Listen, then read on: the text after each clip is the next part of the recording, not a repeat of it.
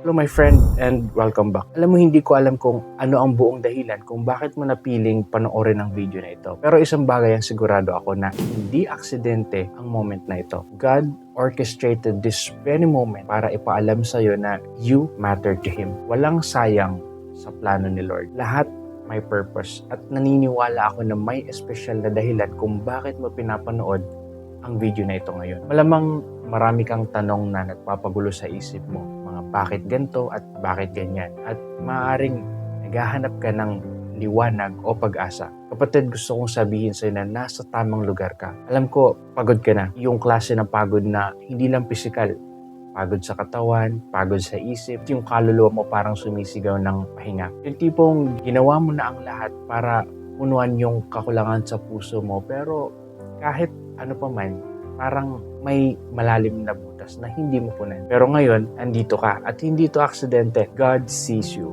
He hears your heart's cry. And through this video, He is telling you, He is ready to fill that void. Alam mo, lumaki ako sa isang family na lahat ng kailangan ko ay naibibigay sa akin. Pwede mong sabihin na isa akong spoiled na anak at the story short, nagpakasasa ako sa buhay. Maagang nagpamilya at hindi nakapagtapos pag-aaral. Hindi ko kailanman naisip na ang mundong ginagalawan natin ay unstable. Akala ko yung buhay na pinangarap ko, yung akala mong magiging forever ay bigla na lang magigiba in a span of 1 year. Nagsimula ang lahat ng yon nung namatay yung tatay ko. Ang taong nagpalaki sa akin. Sunod-sunod yung mga pagkawala, parang walang humpay na pagluluksa. Kaliwat ka ng death sa family, pagkawala ng mga minamahal sa buhay, at kasabay nito ang pagbagsak ng negosyo, nasira kami sa kalamidad, nabaon sa utang at lumubog sa kawalan. At sa gitna ng lahat ng to, sumadsad rin ang finances namin. Pero ang pinakamasakit sa lahat, yung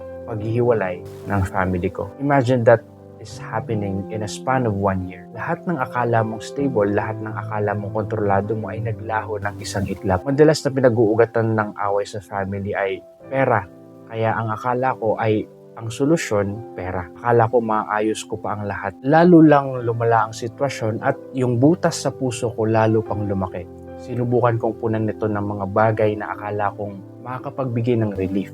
Alak, babae, sigarilyo, approval ng iba, fame at marami pang ibang bagay na sa halip na magpagaling, lalong nagpalala ng sugat ko. Gusto ko naman talagang itigil pero kahit anong gawin ko, hindi ko magawang makawala. Lalo pang naupos ang finances ko dahil sa mga bisyong ito. At yung pakiramdam na nasa kalugmukan ka na pero parang lalo ka pang hinihila pababa. Parang yung buhay na sira na nga pero lalo pang nasisira. Hanggang sa dumating ako sa puntong wala na akong makitang liwanag. Wala na akong makitang future. 2 beses ako nagkaroon ng suicidal tendencies. Pero alam mo, God is so good. Sa bawat pagkakataon na handa akong isuko ang lahat, siya yung unang humahatak sa akin pabalik. Inilabas niya ako mula sa napakadilim na kalalim-laliman. In moments na akala ko tapos na ang lahat, siya yung nagbibigay ng lakas na ipagpatuloy ko pa. Ilang beses ako nagkamali at to be honest, malayo pa talaga ako sa perfection. Maraming tao na ang sumuko sa akin, kahit sarili kong pamilya. Tiningnan na nila ako as bilang isang failure at hinayaan na lang. But God didn't. Hindi siya sumuko. Lagi niya akong hinahatak palabas sa kalalim-laliman ng misery na kinasadlakan ko. Binago niya ang buhay ko. Binago niya ang pagkatao ko. Lagi kong sinasabi ito sa mga nakakakilala sa akin na kung nakikita mo ang mga imperfections ko, mga shortcomings ko, at sa tingin mo masama akong tao, you are right. And thank God na ang nakikita mo lang ay yung outward appearance ko. Pero kung may nakikita kang mabuti sa akin, that's not me, that's Jesus. Dahil kung wala si Jesus sa buhay ko, makikita mo lang ang dungis at kapintasan.